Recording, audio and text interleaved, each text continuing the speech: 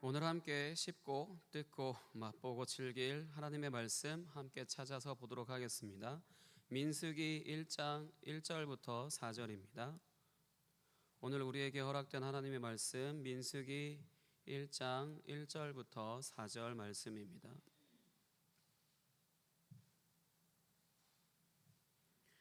구약성경 민수기 1장 1절부터 4절 찾으셨으면 한 목소리로 같이 읽겠습니다. 시작.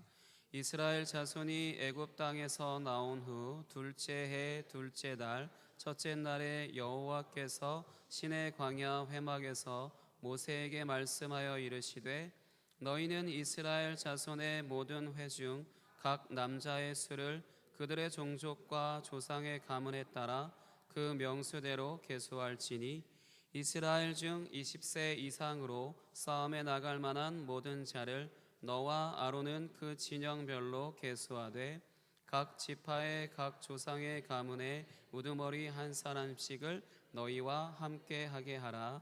아멘. 이 시간에 성찬 후 3 어둠 가운데 함께 살아가는 교회라는 제목으로 말씀을 전하도록 하겠습니다. 우리는 지난 주일 오전 예배 때 온 교회가 이제 하나의 성찬에 참여하였습니다. 하나의 식탁에서 하나의 음식과 하나의 음료를 함께 먹고 마시기 위해서 이제 나누었고, 이제 동일한 음식과 음료가 되시는 예수 그리스도를 이제 먹고 마신 것입니다. 십자가의 예수 그리스도를 먹고 마신 것입니다. 이렇게 하나의 식탁에서 이제 하나의 음식과 하나의 음료를 먹고 마시는 장면은 우리가 익히 알고 있는 예수님께서 십자가에서 죽으시기 바로 직전에 제자들과 함께 유월절 음식을 나누시는 최후의 만찬입니다. 이때 예수님이 차리신 식탁에서 이제 나누시는 음식으로는 이제 먼저는 빵을 내놓으시면서 자신의 몸이라고 하셨고, 이제 음료로는 또 이제 포도주를 내놓으시면서 언약의 피라고 이제 칭하시는 자신의 피를 이제 내놓으셨습니다. 예수님은 제자들과 이렇게 하나의 식탁에서 하나의 음식과 하나의 음료를 이제 먹고 마시는 것으로 구약에서처럼 하나의 운명 공동체가 되었습니다. 이 운명 공동체에 대해서 이제 구약적인 배경을 이제 설명하도록 하겠습니다. 출애굽기 24장 11절 찾아서 함께 읽어보도록 하겠습니다. 출애굽기 24장 11절입니다.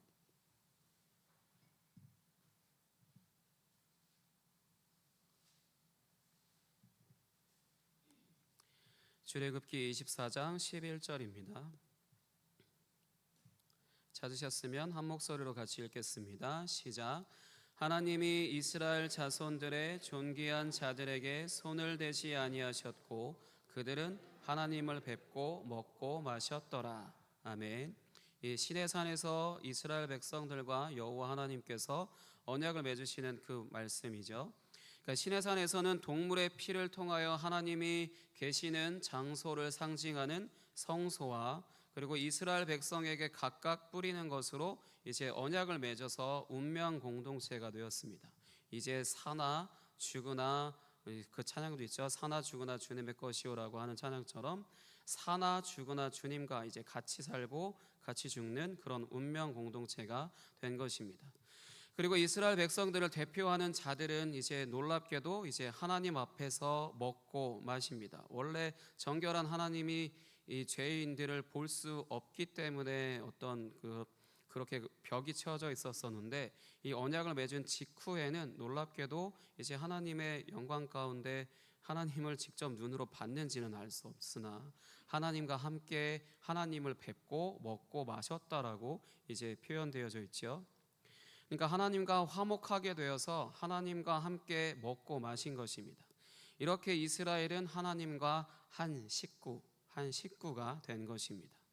가족을 설명하는 단어들을 이제 몇 가지 이제 설명을 하겠는데요. 가장 먼저 가정이라고 하는 것은 하나의 공간에서 함께 살아가는 사람들을 말할 때 이제 사용되고요.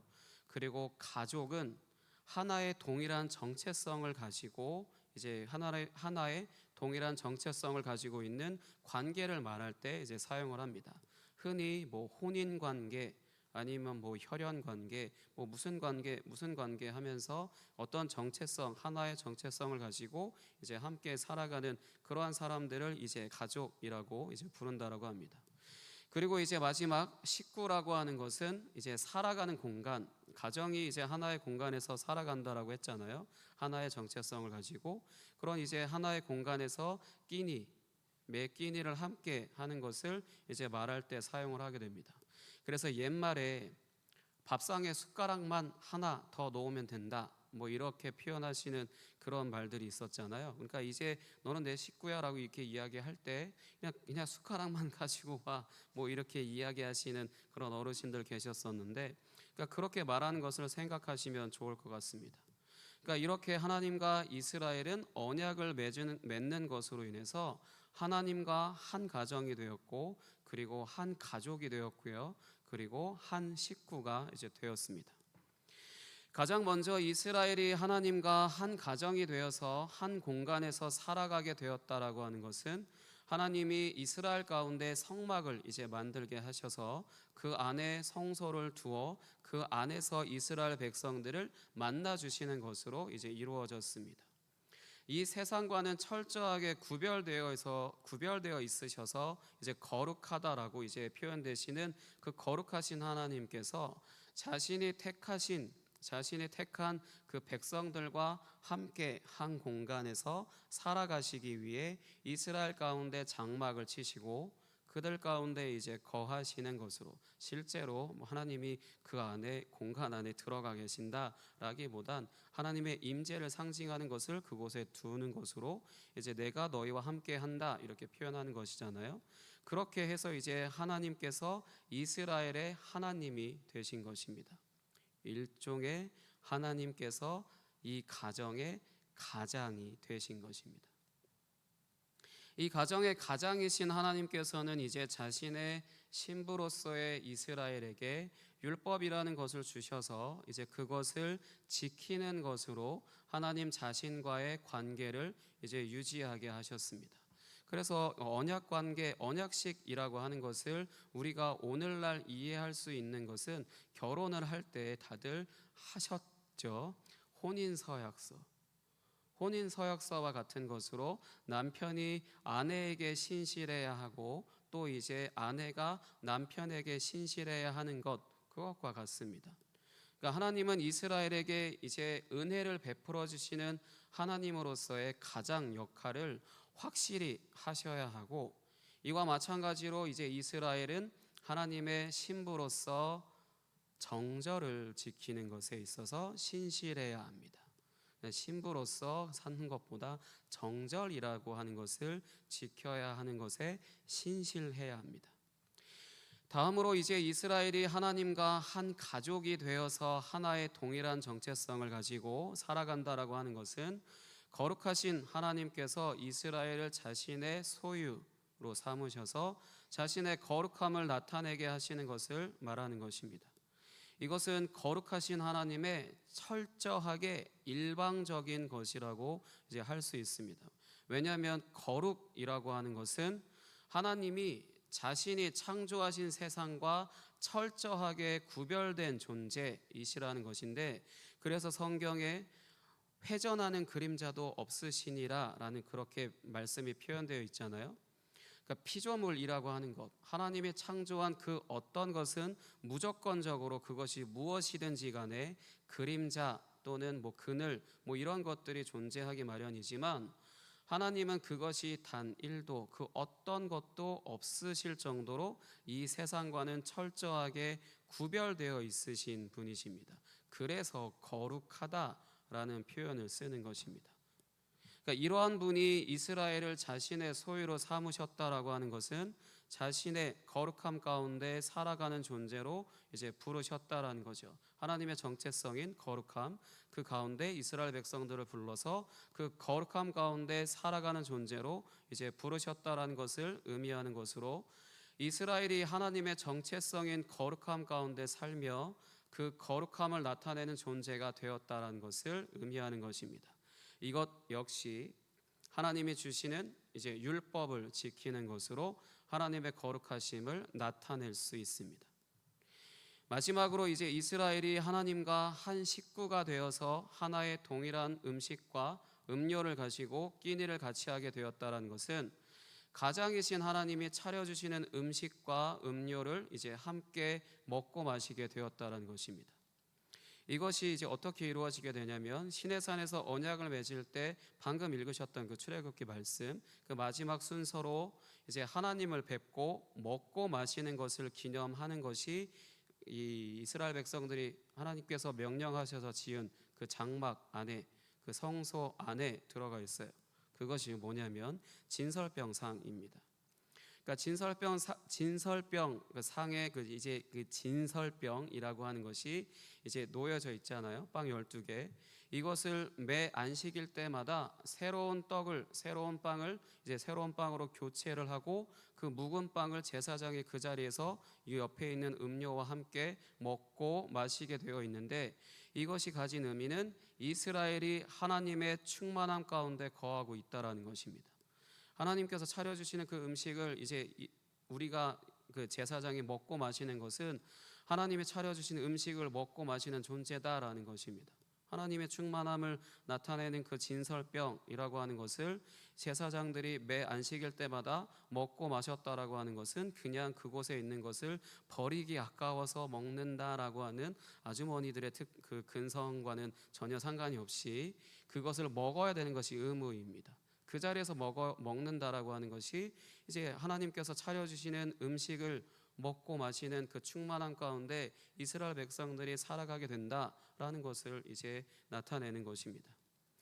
이것이 꼭 먹을 양식만 이제 공급하는 것을 의미하는 것으로 제한되기보다는 하나님의 언약 백성으로 살아가는 자들은 하나님이 먹이시고 입히시며 키워주시는 그런 존재로서 살아간다라는 것을 의미하는 것입니다.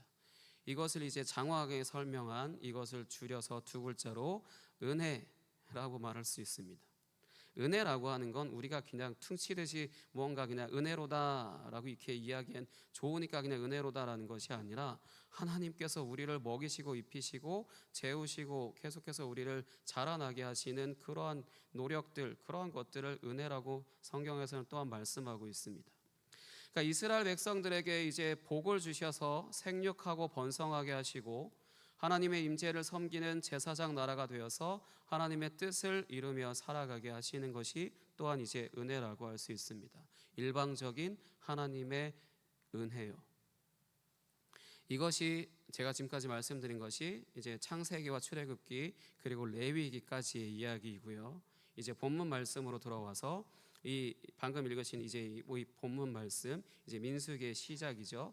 이제 이 본문 말씀은 하나님의 언약 백성이 되어서 하나님의 임재를 섬기는 이제 제사장 나라가 된 이스라엘이 하나님이 주실 약속의 땅으로 이제 이동하려고 하는 이제 그런 내용입니다. 이스라엘은 이제 약속의 땅으로 이제 이동하려고 하는데 가장 먼저 무엇을 했냐면 오늘 말씀에서 보셨겠지만 진이라고 하는 것을 편성하는 모습을 보입니다. 이 진이라고 하는 것은 이제 전쟁 게임을 자주 하는 친구들은 바로 이제 이해할 수 있겠지만 이 전쟁을 위해서 군대를 편성해 놓는 것을 이제 말하는 것입니다. 그래서 오늘 본문 말씀 보시면 3절에 기록된 진의 이 진이라고 하는 것에 포함되는 사람들은 나이가 20세 이상으로 싸움에 나갈 만한 모든 자라고 이제 말씀을 하고 있습니다.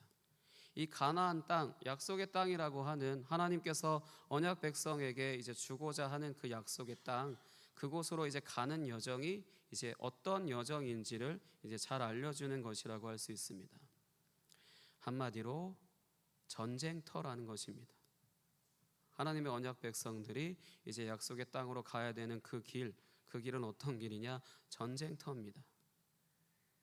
현재 이스라엘 백성들은 이제 이집트로부터 나와서 시내산에 위치한 상태인데 여기서 이제 약속의 땅인 가나안 땅으로 가는 여정은 전쟁터를 한복판을 가로질러서 가는 것과 같다라는 것입니다. 그래서 전쟁에 나가서 싸움에 나갈 만한 모든 자, 나이 20살 이상의 싸움에 나갈 만한 구체적으로 남자들만 이기는 하겠죠.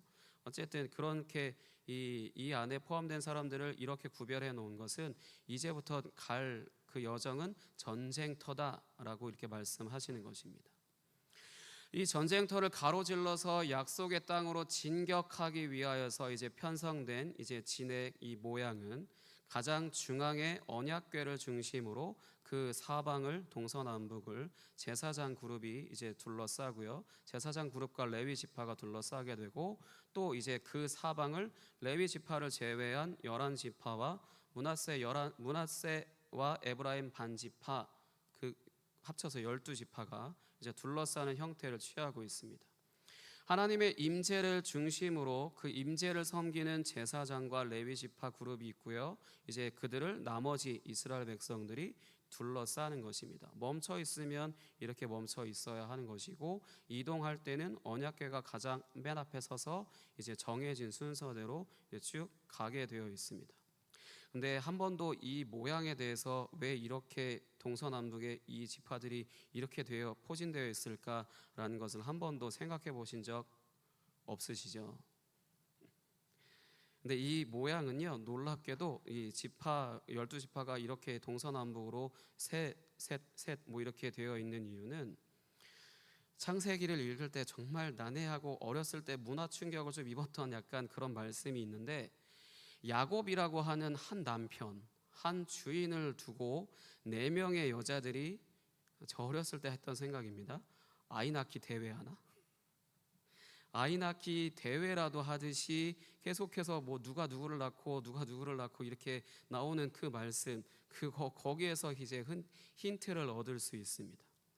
창세기 29장과 30장에서는 이제 정말로 이제 야곱이 레아와 그의 여종 그리고 라헬과 그의 여종에게서 자녀들을 생산하듯이 그런 내용들이 계속해서 쭉 이제 나오게 되는데, 민수기의 이 진에서는요, 이제 1장에서 이후에 5절부터 나오게 되는 이 진의 모양에서 이제 동쪽은 레아가 낳은 아들들이 위치해 있고요.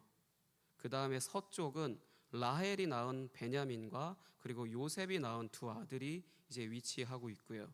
그 다음에 남쪽에는 레아와 그의 여종 실바가 낳은 아들이 위치하고 있고, 북쪽에는 라헬의 여종과 레아의 여종이 낳은 아들들이 위치해 있습니다. 그러니까 가족과 신분에 따라서 나누어진 것입니다. 그러니까 창세기에 나와 있는 그거 그대로 민수기에 이 진이 편성되어져 있어요. 가족과 신분에 따라서 나누어진 것입니다. 당시 이제 문화상 남자가 불쾌하시겠지만 여러 아내를 둘 수 있는 시대였었는데, 이때 가족의 기준은 아빠가 아니라 엄마를 기준으로 해서 나누어지게 됩니다. 그러니까 레아와 라헬은 이제 자유한 사람이었잖아요. 자유한 여인이었고, 빌하와 실바는 각각 하나는 레아의 또 다른 하나는 라헬의 종으로 이제 자신의 주인에게 속한 가족이 되기도 하지만, 철저하게 종이 낳은 아들은 주인이 낳은 아들과는 따로 구분이 되기도 합니다. 이들이 지금 하나님의 임재를 중심으로 이제 이스라엘이라고 하는, 야곱의 이름도 이스라엘로 바꿔주셨잖아요. 그 이스라엘이라고 하는 이제 나라, 민족이죠. 이스라엘이라고 하는 하나님의 가족의 일원이 되어서 함께 살아가는 가정으로 이제 살아가게 된 것입니다. 이제 이들은 한 가정으로서 어떤 삶을 살아가게 되었을까요? 바로 약속의 땅으로 가는 여정에서 함께 싸우는 공동체가 된 것입니다. 서로 싸우는 거 말고요. 서로 싸우는 것을 위해서 서로 함께 해야 하는 그런 공동체가 된 것입니다. 이것을 전문적인 용어로요, 제가 만든 단어 아닙니다. 전문적인 용어로 전투하는 교회라고 말합니다. 광야와 같은 인생길, 우리의 삶을 광야와 같은 인생길이라고 표현을 하잖아요.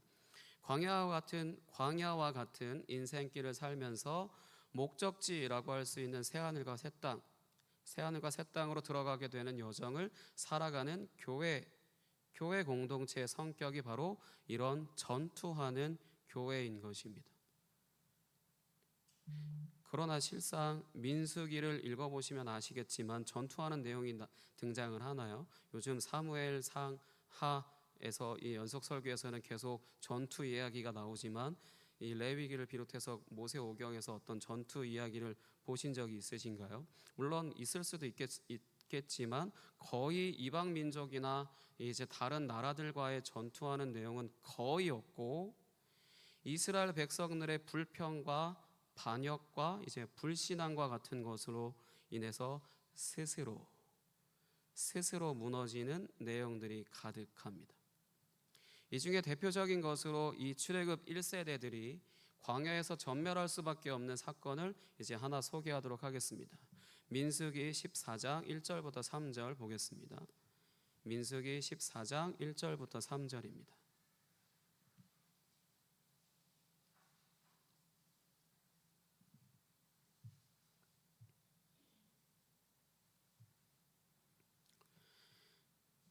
민수기 14장 1절에서 3절입니다. 찾으셨으면 같이 읽겠습니다. 시작. 온 회중이 소리를 높여 부르짖으며 백성이 밤새도록 통곡하였더라.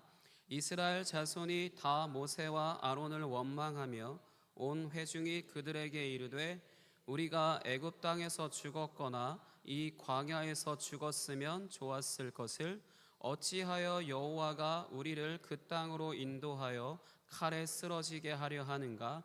우리 처자가 사로잡히니 애굽으로 돌아가는 것이 낫지 아니하랴. 아멘. 이스라엘 백성들이 이제 약속의 땅인 가나안 땅을 정탐하고 나서 이제 그 돌아온 사람들이 그 땅을 정복하는 것이 어려울 것 같습니다. 뭐 이런 말들을 내뱉으니까 대성통곡을 하면서 원망의 말을 쏟아내죠. 왜 우리를 여기까지 데리고 와서 다 죽게 만들었냐? 차라리 애굽으로 돌아가는 게 더 낫겠다. 여호와가 이거밖에 못하지 않냐? 뭐 이런 식으로 원망 불평의 말을 쏟아내고요. 정말 무섭게도 여호와 하나님께서 이것을 들으신 다음에 그래 알았어, 들은 대로 해줄게, 다 죽어, 이렇게 결정을 하십니다. 광야에서 전멸해, 니네 다 죽어, 그래 알았어, 이렇게 결정을 하십니다. 민수기 14장 32절부터 33절 읽겠습니다. 32절부터 33절입니다. 민수기 14장 32절에서 33절 같이 읽겠습니다. 시작. 너희의 시체는 이 광야에 엎드러질 것이요 너희의 자녀들은 너희 반역한 죄를 지고 너희의 시체가 광야에서 소멸되기까지 40년을 광야에서 방황하는 자가 되리라. 아멘. 그러니까 불평 불만한 횟수를 이렇게 해서 40년을 쟀다라고 표현하시지만 사실 어떤 표현이냐면 다 죽을 때까지예요. 100년이 됐든 사실 200년이 됐든 다 죽을 때까지입니다. 정말로 무서운 말씀이죠. 그렇기 때문에 우리가 사실 입으로 내뱉는 불평 불만 원망의 말도 하나님의 귀로 듣고 어느 순간에 그래 알았어, 들어줄게, 이렇게 말씀하실 수도 있습니다. 오늘날에도요. 우리가 입으로 말하는 것이 아무도 없는 데서 말한다 하더라도 그 말은 다 하나님은 다 듣고 계십니다. 그러니까 이들이 하나님의 군대라고 하는 것으로 소집되어서 하나님이 가장 앞에 가셔서 인도하시는 대로 잘 따라가면서 나타나는 적과 싸워야 되는데 그렇지 못하고 그냥 스스로 무너지는 오합지졸들이었습니다. 사실 민수기에서 말씀하고자 하는 것도 바로 이것이라고 할 수 있습니다. 하나님의 언약 백성으로 사는 것에 있어서 적이라고 하는 것은 외부에 있는 것이 아니라 바로 내부에 있다라는 것입니다. 오늘날로 치면 교회로서 살아가는 것을 방해하는 것은 마귀, 사탄, 주변 환경, 부모님, 기타 등등 그렇게 환경과 여건이 아니라 자기 자신이라는 겁니다. 오늘날 교회로서 살아가는 것에 적은 외부의 나 말고 남, 어떤 환경, 어떤 조건이 아니라 나예요. 나라는 것입니다. 옛사람이죠. 옛사람. 출애굽 1세대가 의미하는 옛세대가 죽지 않는다라면은 결단코 하나님의 자녀로서 교회로서 살아가는 것은 불가능하리만큼 어렵다라는 것입니다. 신앙생활을 열심히 하는 것이 포커스를 잡고 그것이 중요한 것이 아니라 옛사람이 죽는 것이 먼저입니다. 옛사람이 죽지 않는다라면은 내가 어떠한 모양을 갖춘다 하더라도 그것에 어느 순간에 혹시 10년, 20년을 할 수 있겠지만 어느 순간 지치고 끝나버리는 것이 옛사람이거든요. 옛사람이 죽지 않는다라면은 그 어떠한 것도 내 삶에 아무런 의미가 없을 수 있습니다. 이 옛사람이라고 하는 것을 이제 다양하게 이제 설명을 할 수 있죠. 다양하게 표현하고 이제 설명할 수 있는데 하나로 줄여서 설명을 한다면은 하나님 앞에서 나를 주장하는 것이 바로 옛사람으로 사는 것입니다. 하나님 앞에서 나를 주장하는 것이 바로 옛사람으로 사는 것입니다. 내가 어떤 가정에서 태어났고 어떤 환경에서 자랐고 어떤 성격을 가지고 있고 무엇을 좋아하고 무엇을 싫어하고 등등 나로 살아온 것을 하나님 앞에서 그대로 유지하고자 하는 것이 바로 옛사람으로 살려고 하는 것입니다. 죄를 짓는 게 옛사람이 아니고요. 물론 옛사람입니다. 죄를 짓는 것만 옛사람이라는 것이 아니라 악한 행동을 하는 것만 두고 옛사람이 아니라 무언가 불의한 일을 하는 것을 두고 옛사람이라고 하는 것이 아니라 나예요. 그냥 살아온 나. 하나님을 온전히 인격적으로 만나기 전까지 살아온 나. 그 나가 바로 그것을 이제 하나님 앞에서 유지하고자 하는 것이 그저 옛사람으로 살려고 하는 것입니다. 그렇기 때문에 이제 예수님도 자기를 따르려거든 자기를 부인하고 자기 십자가를 지고 이제 따르라고 말씀하시는 것입니다. 옛사람이라는 것을 이제 구약의 이스라엘을 갖고 말한다면은 이집트에서 400년 동안 노예 생활을 하느라 당연히 노예 근성이라고 하는 것이 찌들어 있고요.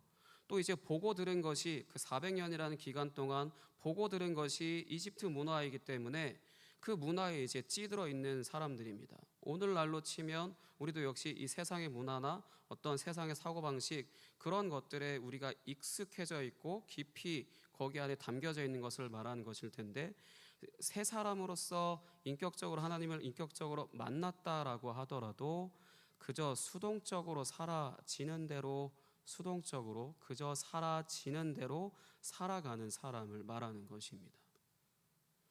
이런 수동적인 사람들, 왜냐하면 하나님이 이제 새롭게 창조하신 사람들은 능동적인 사람들로 자기 스스로 하나님과의 관계 안에서 내가 새 사람으로 살아가는 것에 있어 말씀이 나를 어떻게 이끄시든 그렇게 순종하면서 새로워지는 것을 그렇게 따라가게 되는데 수동적이라고 하는 것은 나를 계속해서 이 하나님 앞에서 지키고 유지하려고 하는 그런 습성이기 때문에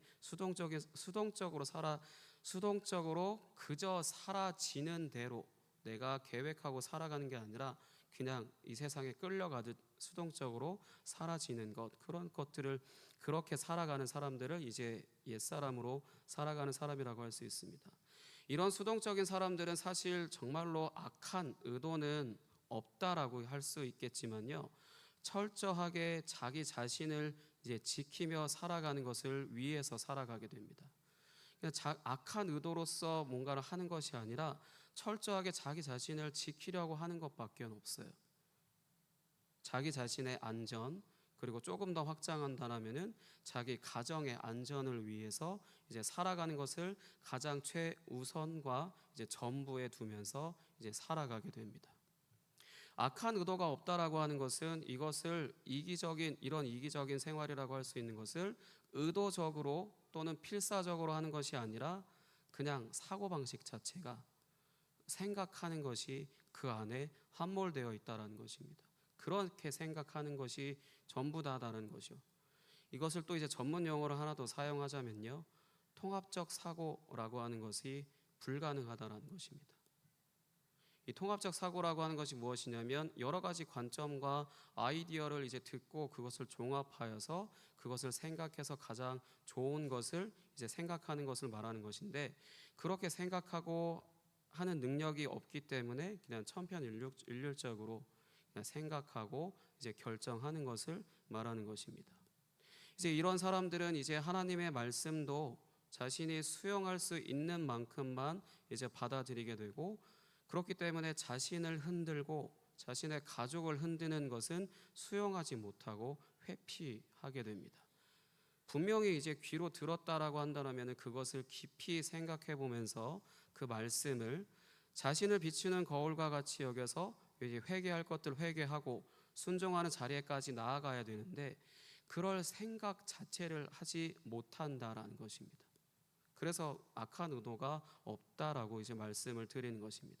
이스라엘 백성들이 딱 이 정도였던 것입니다. 자신들이 처한 환경들, 자신들의 처자들이 이제 불안해지고, 자신도 힘겹고 어렵고 물도 못 마시고 음식도 못 먹고 그렇게 어려운 시간들을 보내는 그런 여정 가운데 그 힘들다라고 하는 그 생각을 넘어서지를 못하게 된 것이죠. 그러니까 이집트에서 종으로 사는 것도 힘겨웠지만 해방돼서 여기까지 와 보니까 편안하고 안전한 게 아니고 자신과 가족이 이제 불안 가운데 있다라는 것을 견디지 못하고 원망과 불평의 말을 막 쏟아낸 것입니다. 그래서 이들이 결국 광야에서 전멸한 것처럼 이제 우리의 옛사람을 상징하는 이제 이 구약의 이 출애굽 1세대들이 전멸한 것처럼 이제 우리의 옛사람은 그렇기 때문에 인생 가운데 반드시 깨지고 부서지고 망가지는 때가 오는 겁니다. 안 오면 좋겠죠. 근데 왜 올까요? 왜 우리의 인생 가운데 깨지고 부서지고 망가지는 그런 때가 왜 오게 될까요? 바로 이때가 바로 비로소 진정한 신앙생활이 시작되기 때문입니다.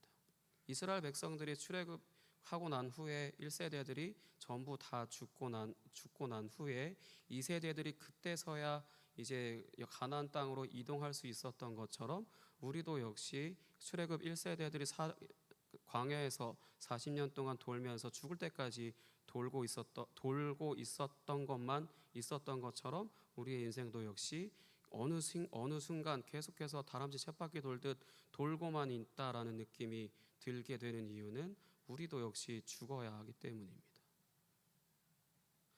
하지만 이때가 언제 올지는 아무도 모르죠. 다만 확실한 것은 이때가 오면 그동안의 삶이 모두 부정당하기라도 하는 것처럼 모든 것이 다 무너져 내릴 수도 있습니다. 그동안 내가 하나님을 올바르게 믿어왔다라고 생각하더라도 그것 또한 철저하게 무너져 내릴 수도 있습니다. 나의 옛사람으로 사실 철저하게 신학적이고 교리적이고 모범적인 신앙생활을 할 수 있습니다. 다만 우리가 우리 스스로의 생명을 끊을 수 없는 것처럼 나 스스로 새 사람으로 거듭날 수 없고 새 하늘과 새 땅을 향해서 갈 수 없습니다. 그저 나를 잘 유지하면서 살아갈 뿐입니다. 이처럼 전투하는 교회로서 싸워야 할 적은 바로 자기 자신이고, 이 자신의 옛 사람이 따르는 육신이라고 하는 우리 몸 말고요, 육신이라고 하는 성령을 거스르는 존재와 싸우는 것입니다. 즉 영적인 전쟁을 치르는 것입니다. 전투하는 교회로서 싸우는 것은 영적인 전쟁이라고 할 수 있습니다. 하지만 이제 또 우리는 이 영적인 전쟁이라고 하는 것을 신앙생활을 하는 것에 있어서 방해를 받거나 하는 것에 제한하지만 사실 이런 것도 극히 작은 부분에 해당하고요. 나의 진정한 적은, 내가 영적으로 싸워야 할 적은 바로 나 자신이라는 것이 영적인 전쟁이라는 것을 기억하시기 바랍니다. 내가 하나님의 말씀을 듣지 못하는 것도, 하나님의 말씀을 듣지 않는 것도, 듣지 못하는 것도, 또 한편으로 하나님의 은혜를 경험하지 못하는 것도, 순종하지 못하는 것도 결국 내가 문제인 것을 기억해야 합니다. 이 영적인 전쟁을 승리할 수 있는 것은 오로지 오늘 말씀에서처럼 하나님의 임재가 개인으로서는 그 사람의 중심에 있어야 하고, 공동체로서는 그 공동체의 중심에 있어야 합니다.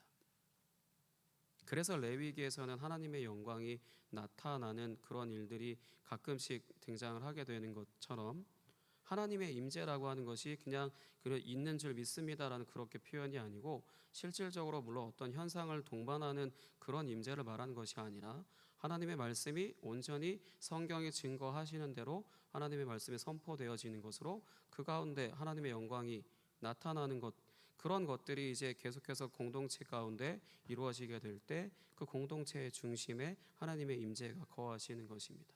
오늘 말씀에 이 민수기 진의 한 가운데에 하나님의 임재가 있었던 것처럼요. 이 하나님의 임재가 공동체의 중심에 있고 이 하나님의 임재를 섬기는 자들이 이제 하나님을 올바르게 섬기고 또 이제 이들을 둘러싼 이제 일반 사람들이 서로 한 식구로서 함께 끼니를 함께하는 한 가족, 한 가정으로 살아가는 친밀함 가운데 있어야 한다는 것입니다.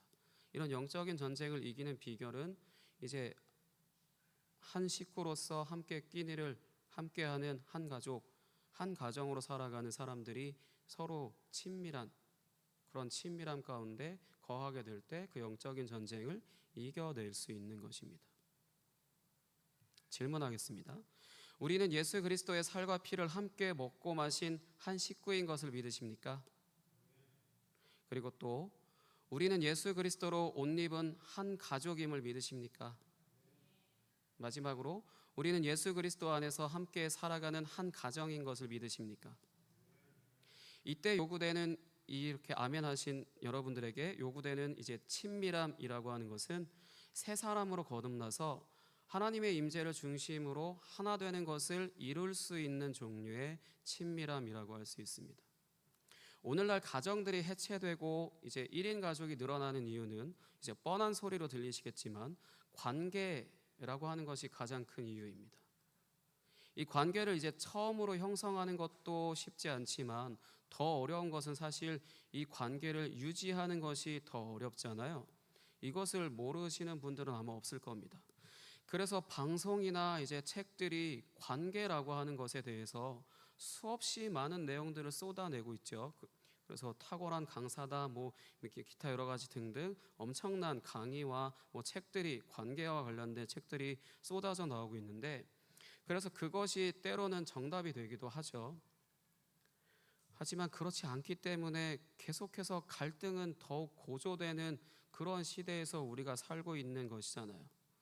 그것이 그런 책들이 정답만 주고 그것이 정말 좋은 영향력들을 계속해서 형성한다라면은 우리가 계속해서 하루하루 살아갈수록 점점 더 악해진다라고 하는 이런 표현을 쓰지 않을 것 같은데, 점점 사람들끼리의 관계에서의 잔인성이라든지 관계 안에서의 갈등이라든지 이런 것들은 도무지 해결될 기미가 보이지를 않잖아요.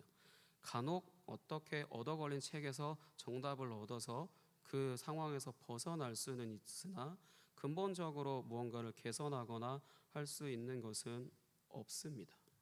이것이 사실 교회에서도 마찬가지라고 할 수 있습니다. 우리가 각자의 삶을 이제 6일 동안 살아오다가 하루를 만나서 함께 예배한다고 해서 한 가족이고 한 가정이고 한 식구라고 하는 관계라고 하는 것도 사실 말이 쉽지 현실은 이 사람이 어떤 환경에서 살아왔는지 또 어떤 상처를 가지고 있었는지 등등 우리는 모르고 있잖아요. 아시는 분들은 아시겠지만. 그래서 어떻게 들리실지 모르겠지만요, 교회라고 하는 곳에 구원받으려고 오는 사람들보다는, 또는 뭐 천국에 가려고 이제 하는 사람들보다는, 또는 뭐 하나님을 알고 싶어서 찾아오는 사람들은요, 전체 기독교 비율로 아마 10% 정도밖에 되지 않을 겁니다. 나머지 90%의 사람들은 대부분 사연이라는 것이 있는 사람들입니다. 그 사연을 이제 말하지 않고 회피하고 이제 그저 신앙생활이라고 하는 것을 올바르게 하는 것일 뿐이지, 거의 대부분의 사람들은 그 사연으로 인해서, 자신의 그 사연으로 인해서 하나님이 아니면 살아갈 수 없는 그런 사람들입니다. 그런 사람들이 거의 교회 안에 전 세계 뭐 기독교라고 하는 그 안에 거의 90% 이상을 차지하고 있다라고 해도 과언은 아닐 겁니다. 하나님을 알고 싶어서, 구원받고 싶어서, 천국 가고 싶어서 이런 의도로 찾아오시는 분들은 그렇게 많지 않고요. 대부분 하나님께서 물론 사연을 만들어 주셨겠지만 각자 가지고 있는 그 사연 때문에 이것으로 인해서 내가 하나님이 아니면 절대 살아갈 수 없다라고 하는 것을 알게 된 그런 분들이 이제 교회 안에 계속해서 찾아오시고, 그래서 믿음이라고 하는 것, 말씀을 배워가고 하나님을 더욱더 깊이 알아가는 것이라고 할 수 있습니다. 교회라고 하는 이제 예수님의 십자가 사랑을 함께 먹고 마신 사람들이 함께 약속의 땅인 이제 새 하늘과 새 땅을 향하여 가는 여정을 완료하는 그날까지 각자의 자리에서 이제 주어진 역할들을 잘 수행하기 위해서 자신에게 있는 모든 에너지를 충분하게 사용하게 될 때 그 가운데서 깊이 경험하는 하나님의 임재와 사랑이 이제 교회로서 살아갈 충분한 이제 힘이 되어 주십니다. 또 우리는 이제 흔히 트라우마나 상처라고 하는 것을 극복해라라고 이제 말을 하잖아요. 근데 그러나 사실 트라우마라고 하는 것, 상처라고 하는 것은 스스로 극복하는 것이 아니라 그것을 가족이라고 하는 사람들이 나눠지는 것입니다. 그 사람에게 명령을 하듯 극복하라라고 하는 것이 아니라 그 사람의 트라우마나 상처를 가족이라고 하는 사람들이 서로 나눠지는 것입니다. 그러니까 상처라고 하는 것, 그런 것도 이제 식구라고 하는 사람들로 인하여서 그 상처에 이제 약을 발라주는 것입니다. 그래서 사실 지난 설립감사 예배 때 이런 의미를 가지고 함께 찬양하려던 곡이 있었는데 가사의 내용을 잠깐 읽어드리겠습니다. 우리 함께 어두운 밤 다 물리쳐내고 우리 주님 오실 아침을 같이 맞이합시다. 길이 참고 견딘 삶 주가 기억하시리. 그가 보이실 영광 중에 우리 나타나리라 라는 가사인데요, 현재 우리가 살아가는 현실은 우리는 믿음으로 빛 가운데 살아가고 있다라고 고백을 하지만 사실 현재 우리가 살아가는 현실은 어둠이잖아요. 어둠 가운데 살아가고 있지만 예수 그리스도께서 비춰주시는 그 하나님의 영광에 비친 그 십자가 사랑을 거듭난 사람들의 모임인 교회로 살아가는 우리가 서로의 어둠을 다 물리쳐 주면서 살아가야 합니다. 그렇게 함께 살아가는 가족으로 식구로 살아가면서 주님 다시 오실 때까지 참고 견디면서 함께 살아가야 합니다. 이런 마음을 가지고 이제 함께 찬양을 하려고 했었습니다. 그래서 아마 곡이 어렵지 않아서 혹시 같이 이런 고백을 할 수 있었을지도 모르겠지만 혹시 그렇다라고 하더라도 그냥 이벤트처럼 이제 지나갈 것 같아서 이제 다른 곡으로 이제 대체를 했습니다. 하지만 우리가 정말로 성찬을 통하여서 예수님이 차려주신 이 식사를 함께 먹고 마시는 교회로, 한 식구로서 교회로 살아가게 된다라면은 교회의 중심인 하나님의 임재를 경험한 사람들이 거듭나서 아직도 어둠 가운데 있는 사람들의 그 어둠이라고 하는 짐을 함께 감당하면서 그 어둠 가운데 하나님의 영광의 빛이 더욱 선명해지는 것을 경험하게 된다는 것을 기억하시기 바랍니다. 그래서 마지막으로 말씀 같이 읽고 말씀을 찾아서 같이 읽어보도록 하겠습니다. 갈라디아서 6장 2절입니다. 갈라디아서 6장 2절입니다. 신약성경 갈라디아서 6장 2절입니다.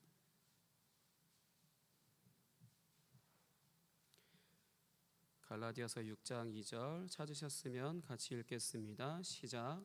너희가 짐을 서로 지라 그리하여 그리스도의 법을 성취하라. 아멘. 우리는 어둠을 이겨낼 힘도 벗어날 힘도 없습니다.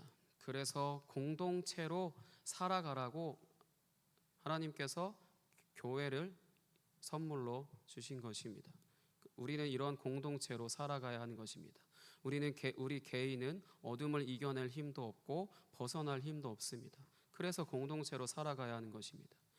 빛을 경험한 사람, 그 빛을 어둠 가운데 살아가는 사람들에게 비춰야 되는 것이고, 하나님의 사랑을 경험한 사람, 그 사랑을 어둠 가운데 살아가는 사람들에게 비춰야 하는 것이고, 그것을 언제까지요? 주님이 다시 오시는 그날까지 함께 걸어가면서 그렇게 빛을 경험했고 사랑을 경험한 사람들은 어둠 가운데 있는 사람들에게 그 빛과 사랑을 비춰주면서 함께 주님 다시 오시는 그날까지 함께 걸어가는 것입니다. 이 시간 함께 어둠 밤 다 물리쳐내고 아까 읽어드렸던 그 가사, 그 찬양 함께 찬양하시고 기도하도록 하겠습니다.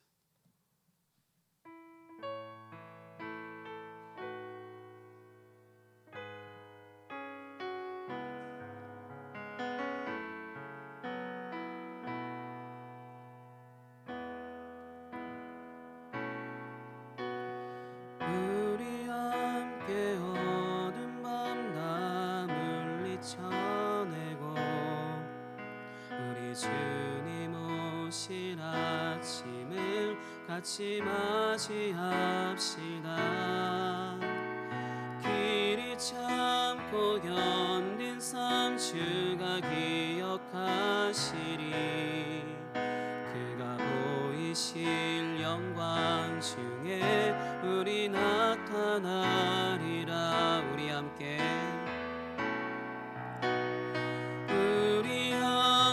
어둠 밤 다 물리쳐내고 우리 주님 오실 아침을 같이 맞이합시다. 길이 참고 견딘 삶 주가 기억하시리. 그가 보이실 영광 중에 우리 나타나리라. 다시 한번 우리 함께 어둠 밤 다 물리쳐내고 우리 주님 오실 아침을 같이 맞이합시다. 길이 참고 견딘 삶 주가 기억하시리.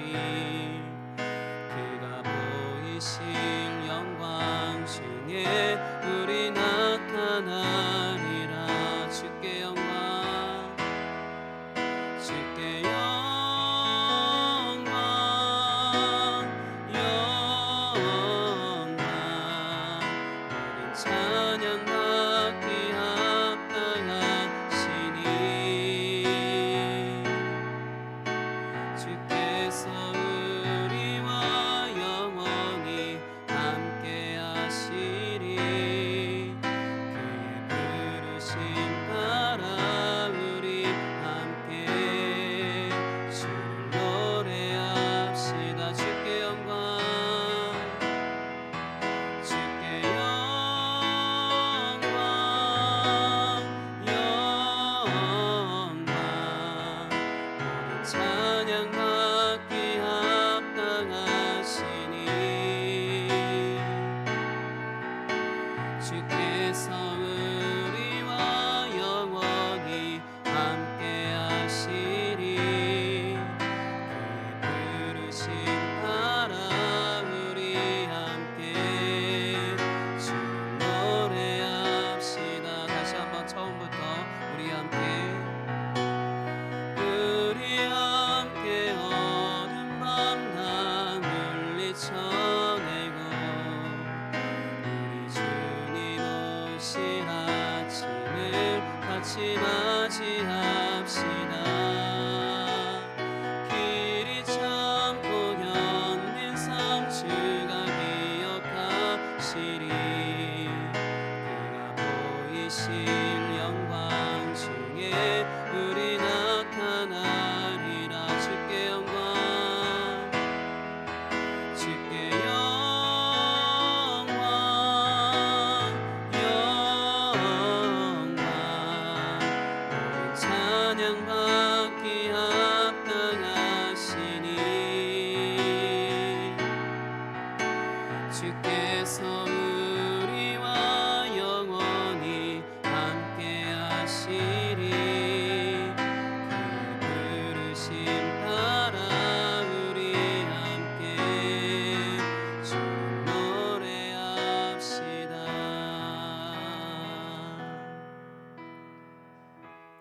여러분들이 살아가고 계시는 그 어둠, 여러분들이 갖고 계신 그 상처나 트라우마 같은 것들, 그 부분들이 여러분들 스스로 다 해결되든가요?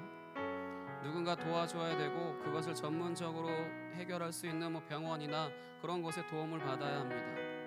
그런 것처럼 교회라고 하는 것도 우리가 병들었고 망가졌고 힘이 없고 하는 것에 있어서 도태되어지고 낙오되어지는 것이 아니라 오히려 그들을 다시 하나님께서 회복시켜 주시기 위해 그들에게 시간을 투자하고 그들에게 위로하고 그들을 격려하고 일으키며 그렇게 함께 이제 살아가게 되는 것입니다. 그것이 바로 교회라고 할 수 있고요. 그것이 바로 전쟁터와 같은 우리의 인생길 가운데 우리의 영적 전쟁, 나라고 하는 존재, 옛사람에 찌들어 살고 있는 나를 벗어나는 것이 바로 이렇게 서로 사랑하며 살아가는 그날이 올 때까지, 주님이 다시 오시는 그날까지 함께 걸어가며 살아가는 것입니다. 이 시간 함께 기도했으면 좋겠습니다. 하나님, 나만 보는 것이 아니라 이제는 공동체 가운데 주님의 눈길이 가는 곳에 내 시선이 가게 하시고 주님의 마음이 가는 곳에 내 마음도 가게 하여 주옵소서. 그래서 주님 다시 오시는 그날까지 우리가 서로의 어두움을 서로 물리쳐주며 그렇게 밝은 빛 가운데 살아갈 수 있는 은혜가 우리 교회 가운데 가득할 수 있도록 해달라고 이 시간 주여 한번 외치고 함께 기도하겠습니다. 주여, 하나님 아버지 감사합니다. 우리가 남들보다 더 잘 살기 위해서 하나님의 은혜를 조금만 더 경험하기 위해 아버지 그렇게 서로를 그렇게 대하는 것이 아니라 아버지 그들의 아픔을 주님의 마음으로, 그들의 고통을 주님의 시선으로 보는 아버지 그러한 일들이 우리 가운데 가득하여서 우리의 인격과 우리의 모든 것이 아버지 옛사람에서 벗어나 오직 새 사람으로 잘 지어져 갈 수 있도록, 그래서 이 어둠 가운데 살아가는 우리의 현실 가운데 살아가는 우리의 모든 교회들이 아버지 온전히 주님의 그 밝은 빛 가운데 아버지 서로를 비춰주며 그렇게 살아갈 수 있도록 아버지 강한 자가 약한 자를 아버지 이렇게 세우며 아버지 힘들어하는 자들을 아버지 힘 있는 자들이 서로 도와주며 서로 도와줄 것은 없는지 그렇게 찾아가며 아버지 그렇게 서로를 섬기며 서로의 어둠을 아버지 물리쳐주는 아버지 그런 은혜가 우리 가운데 있게 하여 주옵소서. 내가 조금 더 잘 믿게 되어지는 것을 더욱더 아버지 목적으로 가지고 살아가는 것이 아니라 그렇게 살아가지 못하는 이들을 보며 그들을 보며 아파하며 기도하며 아버지 그들을 위하여서 아버지 우리의 시간과 재정과 물질을 아버지 사용할 수 있는 그런 교회로, 그래서 주님이 우리에게 더욱더 큰 은혜들로 아버지 우리 가운데 채워주시는 그런 놀라운 은혜가 아버지 우리 가운데 있을 수 있도록 주님 인도하여 주옵소서. 그렇게 행하실 주님을 기대합니다. 그렇게 행하실 주님을 찬양합니다. 오직 주님만 홀로 영광 받아 주옵소서.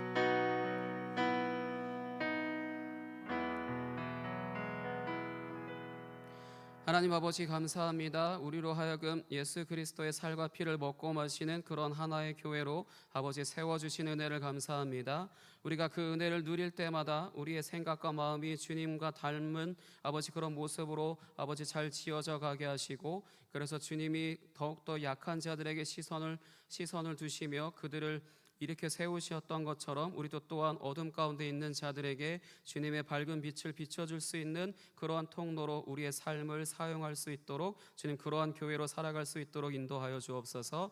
그래서 주님 다시 오시는 그날까지 우리가 옛사람으로 주님 앞에서 나 자신을 고집하는 그런 삶이 아니라 오직 새 사람으로 잘 지어져 갈 수 있는 그러한 삶을 살아가는 우리 선교교회 되게 하시고, 그래서 어둠 가운데 함께 살아가는 그런 교회로 살아갈 수 있도록 주님 인도하여 주옵소서. 오늘도 귀한 헌금으로서 주님께 드린 손길들 있사오니 주님께서 많은 은혜들로 채워 주옵소서. 감사합니다. 살아계신 예수 그리스도의 이름으로 기도하였습니다. 아멘.